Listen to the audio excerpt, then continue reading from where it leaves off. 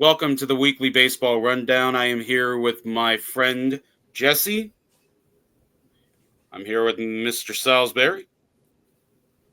And I'm here with the always courageous Mr. Kurt. Good evening. So, been a couple weeks. Couple good things have happened, couple bad things have happened, but we're going to start with the good. We're going to go over the team reports because we're at the end of the month here. And I'm going to start off with the Mets, who have been cleaning house in their division. Kurt, go ahead and start us off. Well, they were cleaning house in their division until about a week and a half ago, and then they started getting cleaned up themselves. I think they've lost, if I'm not mistaken, 8 of their last 10 games, which has been pretty. It's been a pretty brutal stretch, actually. I've miscalculated. It's 10 out of 12. Now, don't get me wrong. They've been playing good teams. They played the Rays, Atlanta, Philadelphia, and Atlanta again, but they haven't been scoring. With the exception of Juan Soto, they haven't been hitting, and they've been dealing with some injuries. Kodai Senga's on the DL. Tyler McGill's on the DL. Mark Vientos is just about set to get off the DL. They have a couple other guys who have been having problems. Hopefully, they start turning it back around. They've got a slightly easier stretch coming up against this weekend. They got Pittsburgh. But then again, they're looking right after that at Milwaukee and the Yankees and the Baltimore Oriole team that's improving a little bit. So this could be the tale of whether they are seriously going to be a World Series contender this year, or if they're just looking at maybe making the playoffs and going out for a second round. So we'll watch seriously this weekend and see how things go. Well, on the bright side, they did just shut out the Braves. They won 4-0. Okay, And 10 out of 13 then. There you go. And the Phillies I'll take also lost, so that lead is starting to get back a little bit of ground. So the Mets, while they're wallowing a little bit, they're going to get back there. Actually, I think with the shutout and the Phillies loss, that puts them back up in first, if I'm not mistaken. Yeah, it says first I have place, to. 48 and 34. All right, So- well, I'll take that. So they're still there. The Mets are hanging on, and Alonso's starting to hit again too. So that's good for take New that. York. I would talk about the Cubs, but I can't see them all the way up here. Josh, with the division leading Cubs, go ahead. The division leading Cubs, we are still in first place. By last time I checked, it was by 3 games. We did have a little bit of trouble these last couple series. We dropped the series to the Mariners, which I really wasn't expecting, but the Mariners are good. The Mariners put together a good ball team, and they beat us. Now we just finished a series we split a series with the Cardinals, 2-2, and now we're moving on to Houston. Couple good things. Shota Imanaga is back in our lineup. Yay. He pitched 5 innings and did really, really well. And we were able to come out with a win. Porter Hodge from the bullpen is also back up. He's been instrumental to our bullpen this year, so we're glad to see him back. And now we're just going to see what we can do with Houston. With these last couple series, though, it's been record heat up here and where they've been playing up in the 100 plus. So I think the weather's been kind of playing a factor. I'm not making excuses for some bad plays that we saw, but the heat does play a factor because 104 in the stands is 130 to 135 on the field.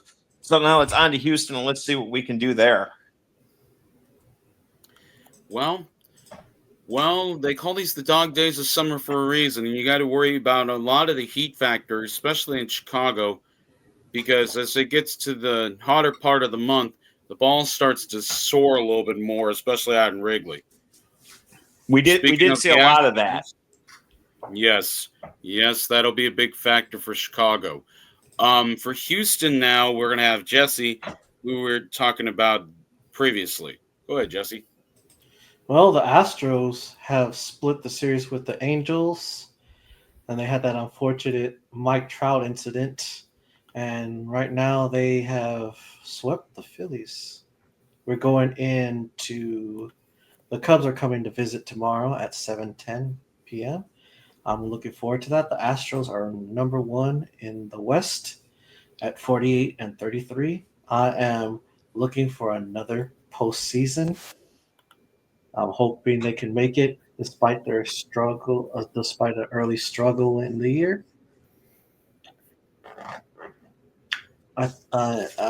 I'm looking for at least a wild card. I wouldn't say so much wild card when they're up 6.5 on their closest guy there, Jesse. It's Seattle behind them by 6.5, who is currently leading the wild card, actually. So currently, if Houston keeps up where they're at, technically, if all three of your teams keep up where they're at and keep their momentum going a little bit, they could have some divisions. They can be talking about putting it away in early September, but nothing in this 162 game marathon is guaranteed. We've learned that, I think. Yep. Especially with Houston, with them being up 6.5 in the All-Star game, I think in 3 weeks' time, week after 4th of July. But no, there's plenty of things going on, and I guarantee the home run derby is going to be huge this year, especially with the home run record by the catchers potentially falling soon. Especially with Cal Raleigh. They talked about him struggling at the beginning of the season. He's up to 32, 33 home runs right now. Yeah, Salvador Perez has the record, and that was only set about 4 years ago. He had 48 for a catcher, and that's a big mark for the big boys. But I am going to get down to the nitty-gritty here. In the last couple months of the baseball season, not including last year's postseason, we've had plenty of fans misbehaving, not limited and including Mookie Betts getting a ball ripped out of his glove by several overly ambitious Yankee fans and leading to them getting banned for life from baseball stadiums. And I must say about this, Jeffrey Mayer, coming up on 30 years. He was 12 years old now. He's going to be in his early 40s right now. This will be the first aspect of what I'll ask you guys about, and I'll love to hear what each one of you say. Fan interference. What do you guys see as a definition of it? Kurt, I'll start out with you, because I know you're part of that era where that was more frequent, but go ahead. How do you feel about fan interference in the game? You're on mute, Kurt. No wonder I seem to have an echo effect in my head. Okay, Anyway, fan interference has happened over the years. I mean, one of the Jeffrey Mayer's the obvious one to begin with, along with the one from last year. And for Chicago fans, let's not forget Steve Bartman. So that was a pretty awkward one. I have specific memories of that because my son was 2 weeks old and I was trying to rock him to sleep when that happened, and I was going without trying to wake him up. But I succeeded; they failed. In any case, there's no reason for it and no excuse for it. The challenge to Major League Baseball is going to be, yes, the fan that did that last night at Rate Field is now banned from all stadiums, which means he can't get a ticket himself under his name. This does not, however, prevent him, let's say, from getting in through some other means. To be honest with you, most of the games I went to when I was going to a lot of games in the 80s and 90s, I was getting from suppliers. I wasn't buying them myself because I worked for a company where we got a lot of free tickets from the printers I worked with and from the typesetters I worked with. I don't see how Major League Baseball is going to be able to investigate that unless they have this guy's picture at the door of all 30 stadiums, and I don't see how that's realistic that that's going to happen. So there are going to continue to be problems. The best thing I can suggest for MLB is, and it's going to seem bad because I hated it when at Yankee Stadium they had security guards all over the place, but they may have to start putting security guards right near the field at the field levels and also in the bleachers. I know at Rate Field, the bleachers are a place where terrible abuse is hurled out. I've been there to witness it, to have an eye and ear witness on it. But I don't know what else to do. It's not fair to the players to have fans be that abusive or to interfere in the field of play. And you hit the nail right on the head because I know, especially with the fans misbehaving now, where Jaron Duran, Ketel Marte, both of those incidents were isolated to just one player, it seems. But the fact of the matter is, there have been incidents where fans have run their mouths. And there was an incident way back in 2000. I was talking to one of my friends who's also a massive baseball fan. I'm sure a majority of us remember it, but I don't think David's ever heard of this one. Chad Kruger was a bullpen catcher for the Dodgers. They were at Wrigley when this happened. He was sitting down the right field line, just there with all the Dodger pitchers in the bullpen. Next thing you know, a ball goes over his head and into the stands. No harm done. Fan reaches and grabs his hat off his head. Next thing you know, all you see is the bullpen goes into the stands. They're all trying to go get this guy. And that's exactly where I feel the line should be drawn, is where you should not be able to lay hands on players. And I know the whole thing with the autograph situation. And David was talking to me about this the other day, me and Josh both. Autographs are a different animal once you get up to the big league level, because these guys, some of them want their money, some of them want to be left alone, some people just want their privacy. So I'm going to move this over to Josh for his time now about fan behavior, fan interference, and stuff like that, because I know I'm taking up a big chunk of time. Go ahead, Josh. Well, and just to piggyback off what you just said about what happened at Wrigley with that catcher, that's why the bullpens are where they are now. They're under the bleachers. You have to physically go in. They're closed off from all the fans now, so you can't even get access to a player. But as far as fan interference goes, this is something MLB really needs to take a look at, because it's happening way too much, especially this season.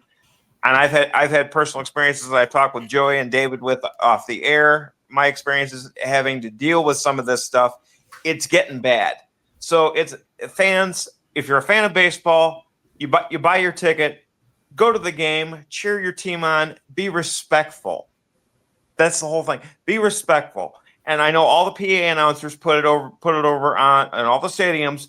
It is unlawful to interfere with a ball that may still be in play. That is a rule that has seemed to go out the window now with these fans, and the stadium security people and each of the teams need to really start enforcing this and do some ejections and possibly ban them from the stadiums for that, because they're costing teams games, they're causing frustration, and it's just not right. Let them do their job. Your job is to enjoy the game. You bought the ticket, go have a hot dog, have a soda, enjoy the game.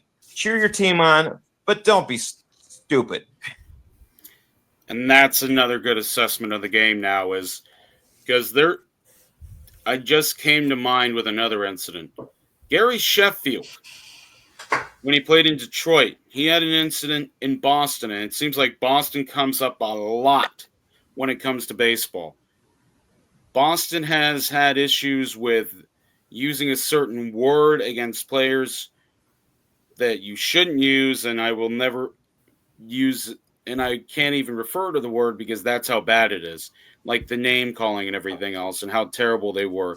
Boston was actually the last team to have a African-American player on their roster. It didn't happen until the late 60s. But the whole thing was Sheffield's going to get a ball out of the corner in Fenway's by the pole, and then some guy decides he's going to be a big man and take a swipe at Gary Sheffield as he's trying to get the ball back in. And the next thing you know, Gary Sheffield's face-to-face, nose-to-nose with a fan, and that's something else. When they tell you don't interfere, it's not just interfering with the ball in play. It's interfering with the players, because they're paid, and I say this nicely, they risk their lives in this game to play the game like they do. That's why they go and do what they do. Yes, they seem high priced. Yes, they might be prima donnas, but at the end of the day, they're still going home to their families. So doing something stupid like that isn't what I'd call good baseball. And Jesse, I'll let you have your turn now. Go ahead. It's a sad precedent when fans are just doing this debauchery behavior. There's been other instances where fans have thrown balls at players' heads, and then you have what happened with Mookie Betts, and then you have Mike Trout. You can't interfere in games. You can't. I mean, I know heckling is a part of a game, but using derogatory things or saying that telling a player to delete themselves or self-transition it's stupid. I can see why players in the NBA do that, because who knows what these fans heckle at the. It happens in every sport. I mean, you see it at wrestling, you see it in basketball, football as well. It fans are just fans just get inebriated. They get stupid. You know, I mean, I think a lifetime ban, would help, but at the same time, fans are gonna still do the same thing. My last big example of, and this isn't going to be baseball, football, or otherwise. This happened more than 20 years ago, and the guy who was the main part of it got suspended for the rest of one season and then the entirety of the next for it because of how bad it was. If you're a basketball fan, you know this one by name. The Malice at the Palace. Yeah, I remember that vividly. Ron Artest, now Meta World Peace. Him and Ben Wallace get into a fight, and then all of a sudden things start to calm down. Next thing you know, somebody throws something out of the stands, and all hell breaks loose. They all go into the stands. They're fighting fans and everything else. There was such a bad. That's why they tell you, if you're going to mess around with these people, it's not just sports in general. It's just that you're liable for whatever you do.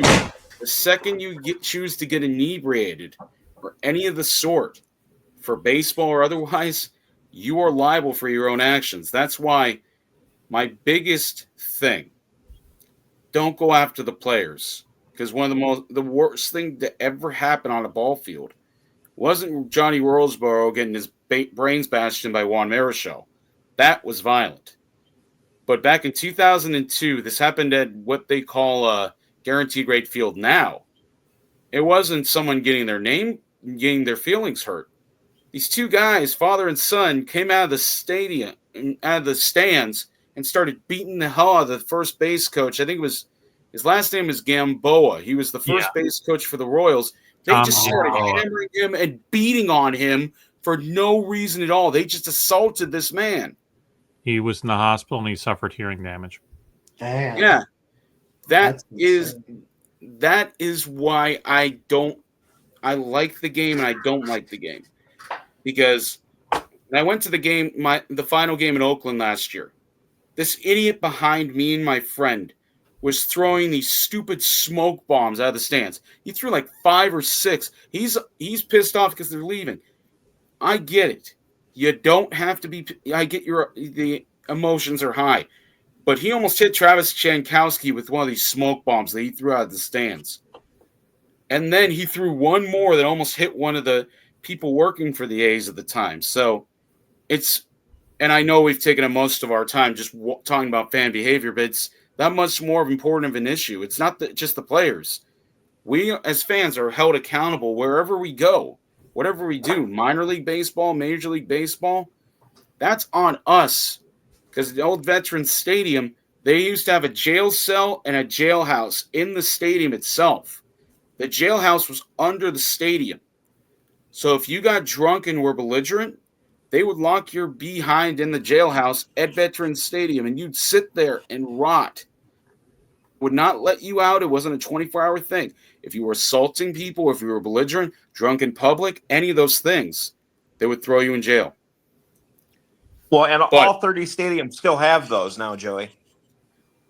Okay, good. Wow. That's something I didn't know, but that's very good that they have that, because I don't think there's a place in baseball for people to drink and then just make themselves a public nuisance. But that's my thing.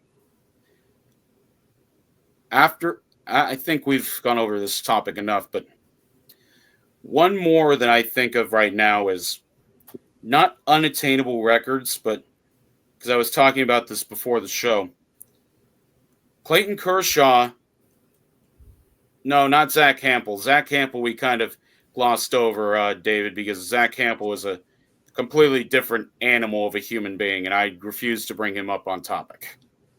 That is a 50-something-year-old man knocking over kids. He interfered with Christopher Morel in Tampa Bay, one of Tampa Bay's games. He reached over the railing and took the ball out of Christopher Morel's glove. That's the type of human being Zach Hampel is. He was willing to interfere in a game against, I think the Yankees were playing in that game. So, but no, enough about that. But there's only been so many of these in history, and I found out there's only been 19. But Clayton Kershaw is 4 strikeouts away from 3,000. Something that's only been done 19 times. Even fewer, only 4 have ever struck out 4,000 batters. Nolan Ryan's the only one who struck out 5,000. So my question to you guys is the 300-win pitcher still attainable? 250 still attainable in this league? I'm going to start off with Jesse here. Is 250 wins still attainable in modern baseball? I think it can be, but with the way pitchers are pitching nowadays, 5 innings per game, it's going to take a lot. Okay, I pulled it up right now. The most wins by a pitcher right now, 40, it doesn't matter the age, it's Justin Verlander. He was one of the last 2 to reach 3,000 strikeouts. He has 262 wins at the age of 42.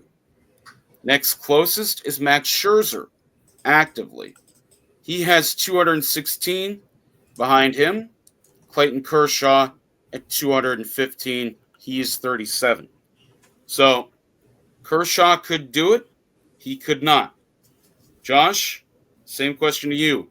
Is 250 wins attainable? And like Jesse said, it's hard to say because the way the managers manage pitchers nowadays, it's all come down to pitch count. So you're likely to only get 5 innings out of a pitcher anymore because they're so worried about that pitch count. Once it gets up to about 80 or 90, that they're going to pull them and start using the bullpen. So like Jesse said, it's going to take a long time. I'd like to see it happen more often, but it's going to take a while if they keep going with the pitch count the way they have been.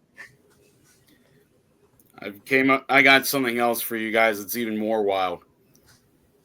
After Verlander, Scherzer, and Kershaw, the next highest total by an active pitcher right now, wins-wise, is 153.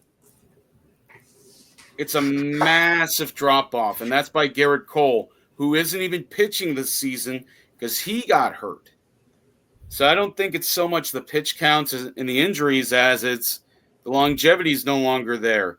The people used to complain about overuse. That's why guys like Mark Pryor for the Cubs, Carlos Zambrano also for the Cubs. It's the pitchers that used to get overused that became what ifs. That's why I think it's going to be close. Kurt, I know you've been watching baseball more than any of us here. Do you think 250 wins is close for this generation?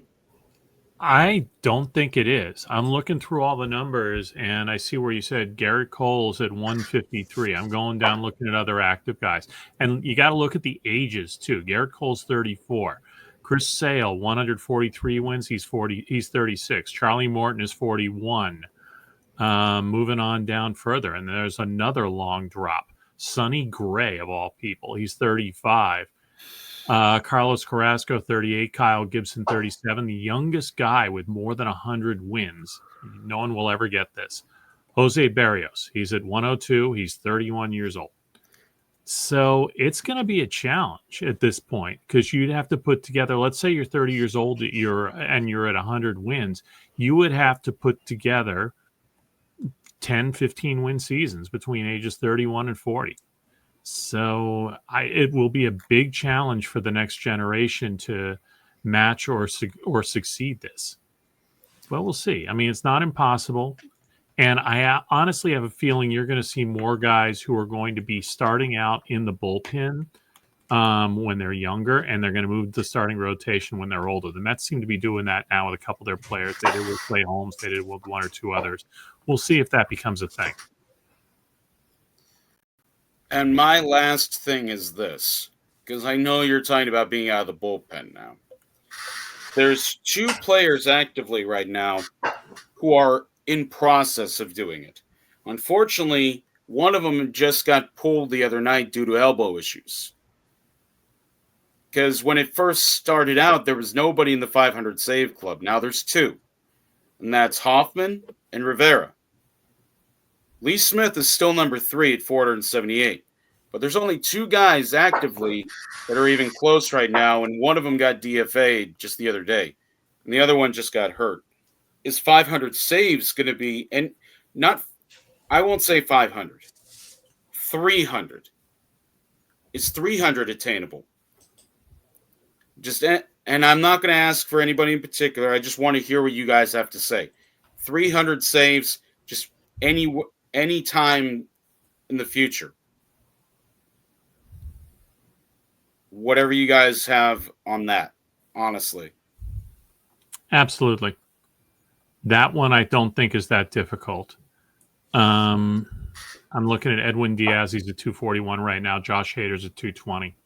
So, yeah, I think that's doable. Josh, what do you think?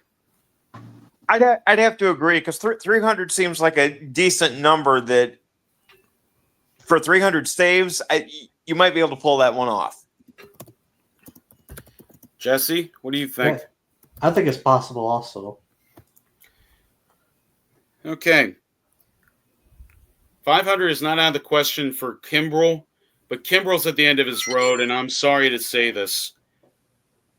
He's finally reached the point where he's done terrorizing the National League teams. He's done terrorizing the American League teams.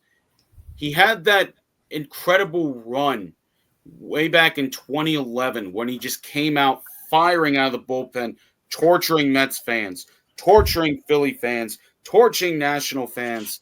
But then the second it runs out, that's why they tell these kids, hold on to it as much as you can with this sport, because you never know when you're gonna lose that gift.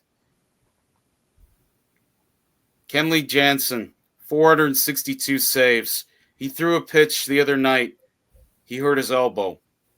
They had to pull him as a precaution. He's 38 away from 500. So it's not so much I threw the 300 out there because 300 is tied right now. 30 other pitchers have done it. The only active one right now that's close is Edwin Diaz, and I think he's one of the last guys to have a 50 save season. So, yeah, he actually tied the old record back in 2018. So the closer is not dead in my opinion, but the starting pitcher just might be. And that's going to be another big problem is the whole thing with the opener, that wasn't the problem. The pitch clock, not the problem. It's about how you use your pitchers. Because you have a beginning, you have a middle, and an end, and I think the complete game, and I don't know if you guys will agree with me, but I completely believe that the complete game is going to go extinct within the next 4 to 5 seasons. Just no more full games for anybody. One of the Mets pitchers last week had a complete game shutout, or maybe 2 or 3 weeks ago. I don't even remember who it was. Oh, David Patterson. But yeah, it's become an absolute rarity. And I'm going to throw one more name out for 300 saves for a relief pitcher, Emmanuel Clase of Cleveland. He's at Clase, he's going to be great. And he's 27 years old. So, barring I- injury.